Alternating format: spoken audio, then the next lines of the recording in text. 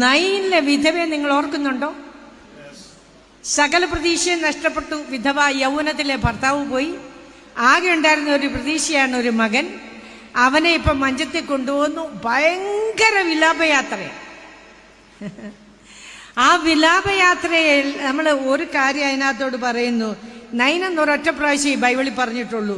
കർത്താവ് അവളെ കണ്ടു. അടുത്ത പദം പറയാണ്, അവൻ കണ്ടിട്ട് കർത്താവ് മനസ്സലിഞ്ഞു, അവളോട് കരയണ്ട എന്ന് പറഞ്ഞു. ഞാൻ പറയുന്നത് അത്രയും വലിയ പുരുഷാരം ഉള്ളപ്പോൾ അവര് പറയും ഇപ്പൊ ഇവള് കരയില്ല, പിന്നെ എപ്പോ കരയാന്? ഭർത്താവ് പോയി, പിന്നെ ആകെ ഉണ്ടായിരുന്ന പ്രതീക്ഷ മകനും പോയി. ഇപ്പോഴല്ലേ കരയേണ്ടത്? ഇതെന്തോ പറിച്ചില്ല. ഈ ഉമ്മൻചാണ്ടിയുടെയൊക്കെ വിലാപയാത്ര നിങ്ങൾ കണ്ടതല്ലേ? ആളുകൾ പറയുന്നതൊക്കെ കേട്ടതല്ലേ? അതുപോലെയാണോ നമ്മുടെ കർത്താവ് പറഞ്ഞു? നമ്മുടെ കർത്താവ് അവളോട് കരയണ്ടെന്ന് പറഞ്ഞെങ്കിൽ കരയണ്ട. ഇന്ന് പ്രാരംഭമായി ഇവിടെ വന്ന ഈ ദൈവജനത്തോട് എനിക്കൊരു ദൂത് പറയാനുണ്ട്. നിന്നെ കരയിപ്പിച്ച ചിലതുണ്ടല്ലോ, കഴിഞ്ഞ കാലങ്ങളിൽ നിന്നെ കരയിപ്പിച്ചത്, നീ പോലും അറിയാതെ നിന്നിൽ നിന്ന് അപഹരിച്ചു കൊണ്ടുപോയത്, നസ്രായൻ കടന്നു വന്നെങ്കിൽ അത് മടക്കിത്തരാൻ നമ്മളെ ഒക്കെ പഴയ പണ്ടത്തെ ആളുകൾ പറയും തലേ വര. ആരാ വരച്ചത്? അവൻ നിന്നെ അവന്റെ ഉള്ളം കൈയിലാണ് വരച്ചേക്കുന്നത്, തലയിലല്ല വരച്ചേക്കുന്നത്, ഉള്ളം കൈയിലാണ് വരച്ചിരിക്കുന്നത്. അവള് ചോദിക്കും, യൗവനത്തിലെ എന്റെ ഭർത്താവ് പോയില്ലേ, എന്റെ മുഴുവൻ പ്രതീക്ഷ ഈ കുഞ്ഞായിരുന്നില്ലേ, ഇപ്പത്തെ ഇവനെയും കൊണ്ടുപോകുന്നു. അപ്പനെ കൊണ്ടുപോകുന്ന ഒരു കാര്യം നിങ്ങൾ ശ്രദ്ധിച്ചോണം. ആ ഗേറ്റ് അതിന് കടക്കുന്നതിന് മുമ്പ് യേശു കടന്നു. ആമേൻ, ഹല്ലേലൂയ. അവന്റെ പിതാവിനെ കൊണ്ടുപോകും. പിതാവിനെ കൊണ്ടുപോകാൻ ഐഡിയ എന്നാ? അതേ വാതിക്കൽ കൂടെ മകനെ കൊണ്ടുപോകണം. നടക്കത്തില്ല. കാരണം കേറി വന്നത് നസ്രായന. നസ്രായന്റെ ഒരു പ്രത്യേകത എന്താന്ന് നിനക്കറിയാവോ? അവൻ എവിടൊക്കെ ചെന്നിട്ടുണ്ടോ അവൻ ചരിത്രം തിരുത്തുന്നവന്. അവൻ ഭൂമിയിലോട്ട് ജനിച്ചു വീണപ്പോ ചരിത്രത്തെ AD എന്നും BC എന്നും രണ്ടായിട്ട് തിരിച്ചു. അവൻ കഫർനൗമിലെ ദൈവാലയത്തിൽ ചെന്നപ്പോ അതിന്റെ ചരിത്രം മാറ്റി. ആമേൻ. എവിടൊക്കെ അവൻ കടന്നു ചെന്ന് കാല് ചവിട്ടിയിട്ടുണ്ടോ അതിന്റെ ചരിത്രം മാറ്റുന്നവനാണ് നസ്രായൻ. Hallelujah, hallelujah. എനിക്ക് ഭയങ്കര ഇഷ്ടം എന്നാന്നറിയോ? ഇവൻ ചെന്ന് മഞ്ചത്തെ തൊട്ടു. ഇത്രേ പുരുഷാരം ഉണ്ടായിട്ട് ആരും എന്താ അവനെ സ്റ്റോപ്പ് ചെയ്യാൻ? എന്താ? അവന്റെ വിരൽ കൊണ്ട് ആ മഞ്ചത്തെ തൊട്ടു. അവന്റെ വിരലിന്റെ അറ്റം മതിയെന്നേ. നിന്റെ വിധി തിരുത്തി എഴുതാൻ അവന്റെ വിരലിന്റെ അറ്റം മതി. ആമേൻ, ഹല്ലേലൂയ, ഹല്ലേലൂയ. ചുമക്കുന്നവര് നിന്നെന്ന്. കഴിഞ്ഞ കാലങ്ങളിൽ ചില അസൈൻമെന്റ് ഉണ്ടായിരുന്നു, കൊണ്ടുപോകാൻ, രോഗിയാക്കാൻ, കീമോ ചെയ്യാൻ, പിന്നെ എന്താ പറയുന്ന റേഡിയേഷൻ ചെയ്യാൻ, ഇങ്ങനെ ഒത്തിരി അജണ്ട ഉണ്ട് അവർക്ക്. അതിനാ ഇവര് ചുമക്കാൻ നിൽക്കുന്നേ. ഇതൊരു അസൈൻമെന്റാ. പക്ഷെ ചുമക്കുന്നവരാദ്യം നിന്നു. ഇന്ന് അസൈൻമെന്റ് ക്യാൻസൽ ചെയ്യുക. ആ അസൈൻമെന്റ് ഇന്ന് ക്യാൻസൽ ആവുക. ഇനിയും ചുമക്കണ്ട കേട്ടോ. ഇനിയും ചരിത്രം ആവർത്തിക്കണ്ട. അവിടെ നിന്നു. ഹല്ലേലൂയ. അവൻ ചുമക്കുന്നവരാദ്യം നിന്നു. അവർക്ക് പഴയ ചരിത്രമുണ്ട്. അപ്പനെ കൊണ്ടുപോയ ചരിത്രമേ. അപ്പനെ കൊണ്ടുപോയ ചരിത്രത്തിലൂടെ മകനെ കൊണ്ടുപോകാനല്ല, അമ്മയെ കൊണ്ടുപോയതിലൂടെ മകളെ കൊണ്ടുപോകാനല്ല കേട്ടോ. അത് ആവർത്തിക്കാനല്ല, അതിവിടെ നിൽക്കുക. ഫുൾ സ്റ്റോപ്പാണ് അവൻ ഇടുന്നത്. ചുമക്കുന്നവര് നിന്നു. അടുത്തത് മരിച്ചു പോയി എന്ന് വിധി എഴുതിയവനോട്. അങ്ങനെയല്ലേ എല്ലാരും പറഞ്ഞു? മരിച്ചു പോയി. അവൻ്റെ അമ്മയ്ക്ക് ഏകജാതനായിരുന്നു. ഇന്ന് വേറൊന്നില്ല കണ്ണിൽ നോക്കാൻ.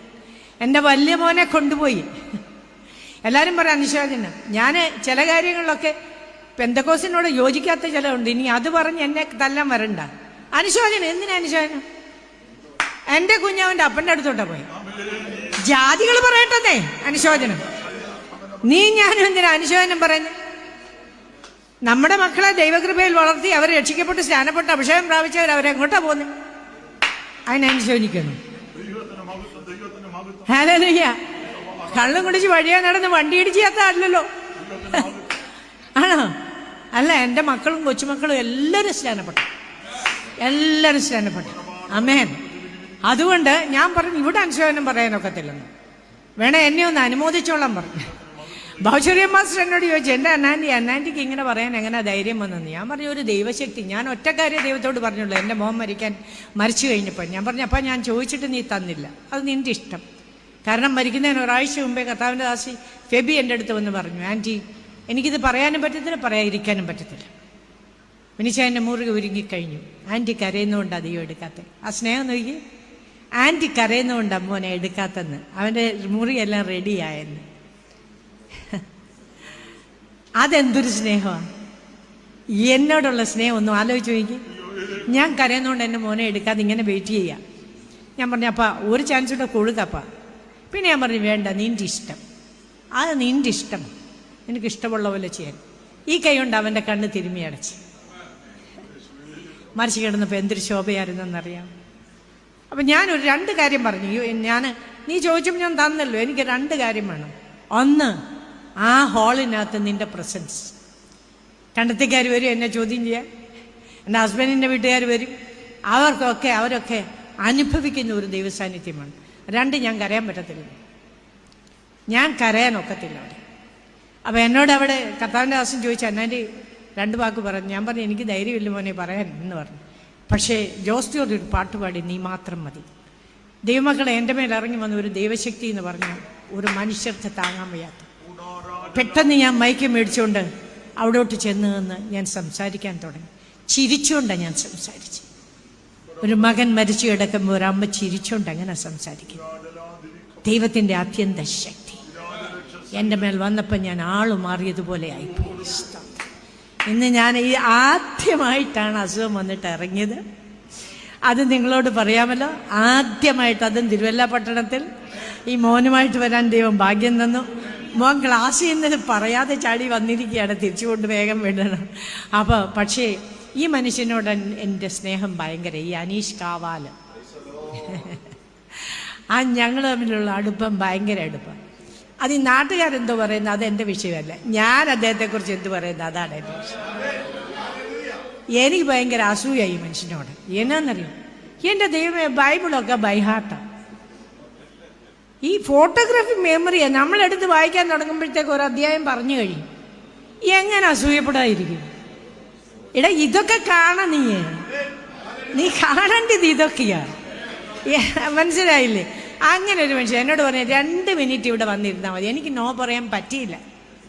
അദ്ദേഹത്തോട് എനിക്ക് നോ പറയാൻ പറ്റാഞ്ഞത് കൊണ്ട് ഹസ്ബൻഡിനോട് പോലും പറയാതെ ഞാൻ അവിടുന്ന് ഈ വഴി ചാടി ഇപ്പുറത്തൂടെ വന്ന് ഇവിടെ വന്ന് കയറി. അറിഞ്ഞാൽ വിടത്തില്ല. കാരണം ക്രൗഡിനകത്ത് പോകരുതേ, മാസ്ക് വെക്കണം, അങ്ങനെയാണ് ഇങ്ങനെയാണെന്നെല്ലാം പറഞ്ഞ് ഭയങ്കര സ്ട്രിക്റ്റ്. അതുകൊണ്ട് ഞാൻ ഇപ്പുറത്തെ ഗസ്റ്റ് റൂമിലാണ് കിടക്കുന്ന. അവിടുന്ന് പതിയെ ഇറങ്ങി മുറ്റത്തിൻ്റെ സൈഡിൽ വന്നു. സതീഷ് വണ്ടി തുറന്നു വന്ന് കയറി പതിയെ വണ്ടി വിട്ട് ഞാനിങ്ങി പോയി. ഒന്നും പറഞ്ഞിട്ടില്ല.